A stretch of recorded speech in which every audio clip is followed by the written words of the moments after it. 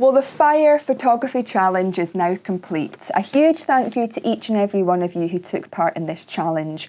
Just like with the water challenge and the earth challenge, you've all completely blown me away with the images that you've come up with, and many of them have been really, really creative. I didn't get involved with this challenge as much as the last ones because I've been really busy this past month, but it's been great to see so many of you get involved. Once again, I'm going to sit down and I'm going to share with you 10 images that I feel really stood out in this challenge. Once again, I'll say it, this is not a competition and these are not necessarily the best images. They're just the 10 that really stood out to me as really embracing this challenge. And they're also inspiring in the hope that it'll inspire you to see the world in a new light next time you're out with your camera. And then at the end, I'll do a slideshow with many of the other images that really stood out through this challenge. So, without further ado, let's get sharing. Now, Andrew has captured this beautiful image here of this water droplet against this fiery red water.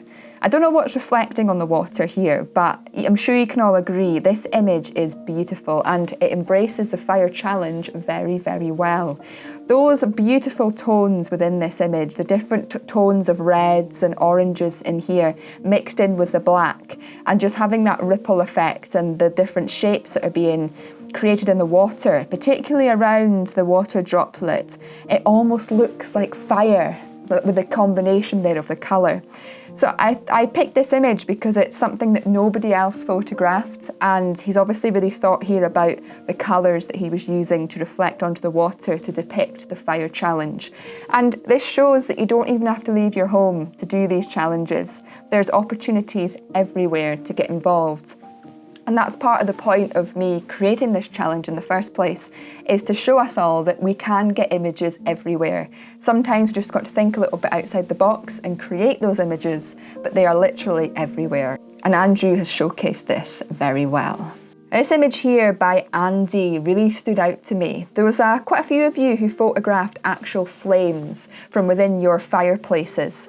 But this image really stood out to me because of the simplicity of it, with respect to the fact that it's got a very dark background and then you've got these beautiful red flames coming through the scene here. It just really, really stood out to me because it almost looks like devil horns, the fire does here. And when you start looking into it as well, you can begin to see faces. You've almost got like a beak up here at the top, which could potentially be like a bird's face. And there's a really strange eye down here that almost looks like a mask.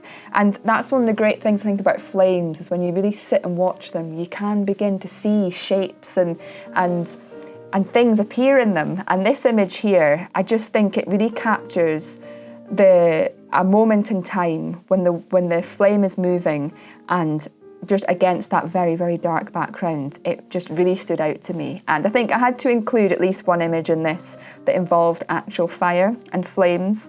And yeah, Andy's image was the one out of everybody who did this that really, really stood out to me. So yeah, well done, Andy. Now, Anthony photographed this beautiful image here of fireworks. I think there was only potentially one other person that photographed fireworks. So it was really exciting to see this. Now, here in the UK especially, we've had bonfire night over the past month. So we've had quite a few fireworks going off in the country, and I'm sure in other parts of the world as well. You guys have as well. So it was nice to see this because it obviously depicts fire. You've got the fireworks and the flames and the lines here within that. But this image here really stood out to me because it's not just fireworks. You've also got these beautiful silhouetted structures and buildings here in the foreground, which really stand out against the brightness of the bursting fireworks behind it. So I really like this. It's one thing I say every year I'm going to do is photograph fireworks around bonfire night, and I never do it. But when I look at images like this, I can just see why it really excites me. It's a great thing to photograph, and it's a fun way to get quite technical with your camera, doing long exposures and stuff like that. But yeah, this image here just really stood out to me because it's something that I don't think anybody else did. And those silhouettes there really, really help to bring the fireworks to life. That's always something worth thinking about when you're photographing something like fireworks, is there a way you can position yourself to have something else in your frame to give it that interest? And just here with these buildings really adds to that interest. Now, I thought this image here by Bernie is just beautiful. It's this beautiful piece of burnt wood, but it's the lovely lines and cracks and textures within this wood that really, really stands out. And then you've got this area here where the flames haven't burnt, possibly a bit of the bark has come off since the fire here, and you can see what this original piece of wood would have looked like, surrounded by the burnt wood surrounding it. But yeah, it's the textures and the patterns in this that really stood out to me. And this is something I think we all walk by so much when we're out with our camera. We're often looking for the bigger picture, but when we start looking at the more intricate details of the world around us, we begin to see things like this. And this was one thing I photographed when I did this challenge right in the beginning, was a burnt woodland and some of the residue of the burnt trunks and stuff that was within that woodland. And it's great to see somebody else embracing that here. And yeah, just those textures and patterns are just beautiful. I mentioned in my last video that something I want to get really more involved with moving forwards is multiple exposures. You can create some beautiful, unique and unusual images doing multiple exposure photography. And this image here by Christian really showcases this. I believe he said to me in his email that this is 3 images combined into one. And you can see the beauty here. You've got these leafless bushes or trees here, which look almost like flames, and you've got the blackness there of what fire creates. And then you've got these beautiful colours that have been layered on top of it, or the trees have been layered on top of these colours, which is giving you almost like the flame feel, with the different colours within the flames, but also that almost pattern of the flames seeping through the image here. So I love this because multiple exposure is such a fun thing to play around with. And it's using multiple exposure to create fire without actually using fire itself. So huge well done here to Christian. I think that this image really, really stood out to me. It's just beautiful, really, really beautiful. Now this image here by Jewel is just one of these images that you can look at time and time again. And it showcases the importance of positioning your subjects in your frame in a certain way to really showcase them. So here you've got this beautiful spider amongst the spider web with lovely water droplets and dew on the spider web, which makes a huge difference. When you're out early in the morning and you've got that lovely morning dew on a spider web, it just brings it to life. And behind it here, you've got this very, very bright light, which I'm imagining is the sun. And by positioning the spider here, almost in the centre of the sun, you've got this beautiful fiery image. And that spider is really standing out amongst the rest of the scene here.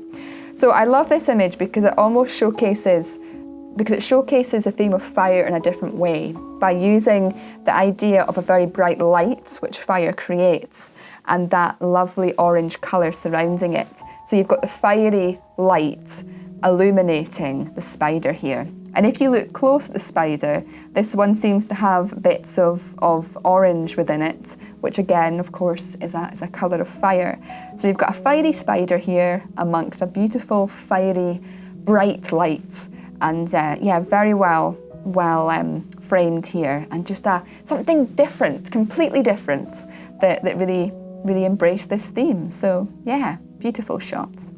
I really like this image here by Nick. I believe this was taken in his garden. But what's so beautiful about it is this leaf that's on top, the decay that's being shown in this leaf. You can see the fragility of the veins within this leaf here, and how bits of the leaf has decayed and fallen apart and has created this beautiful, textured, decaying leaf. I mean, it just shows, like I said, the fragility of life and sometimes the beauty of decay.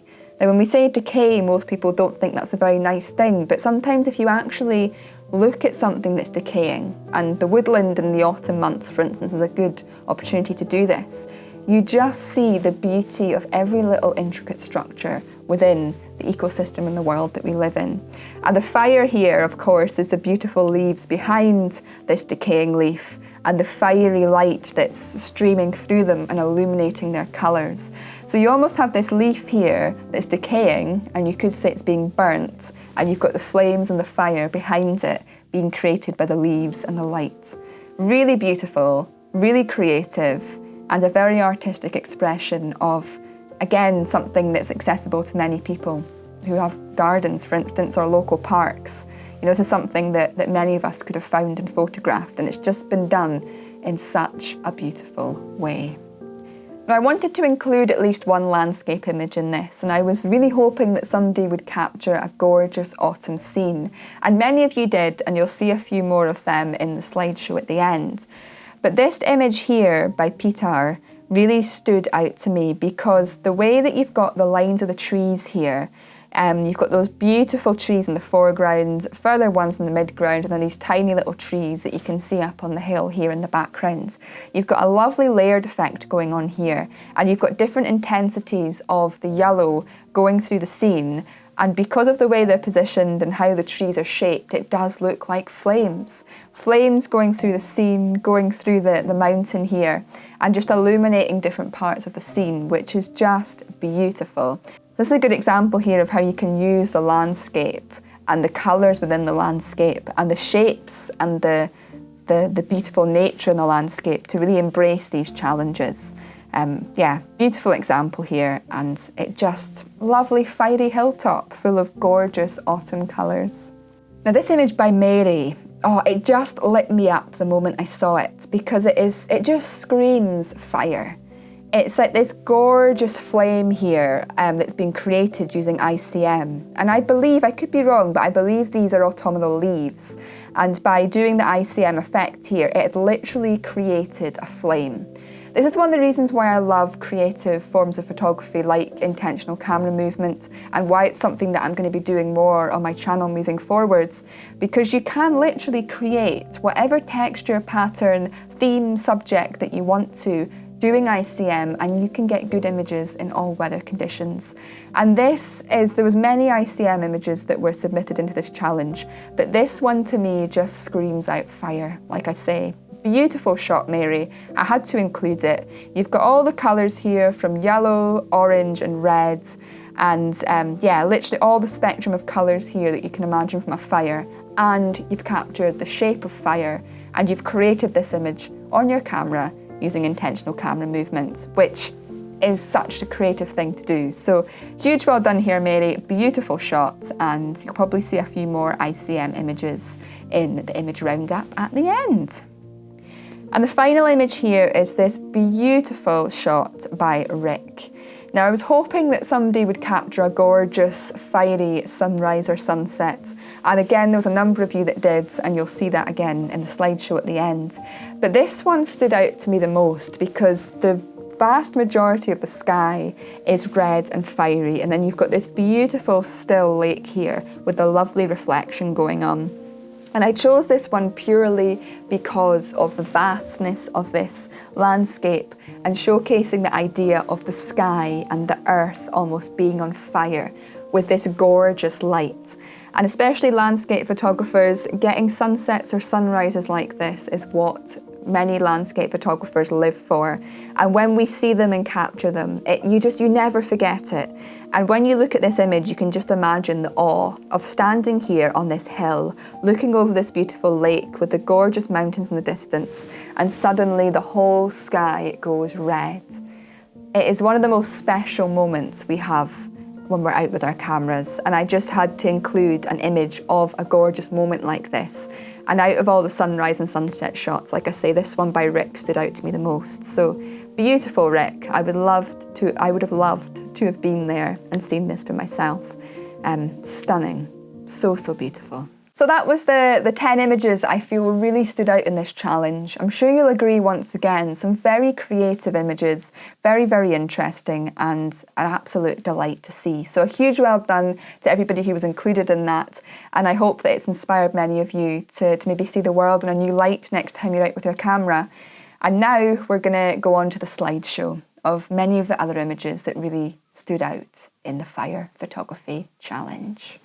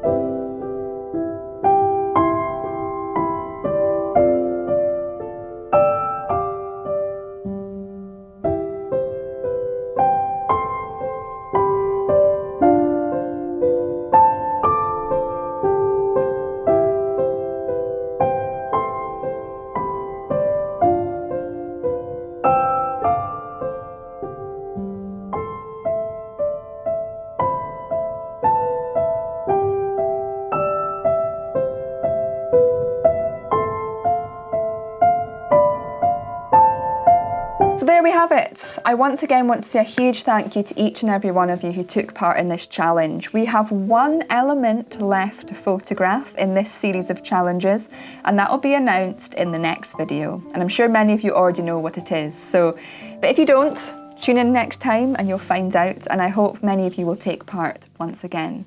As always, I want to say a huge thank you for watching, and I look forward to seeing you all again next time.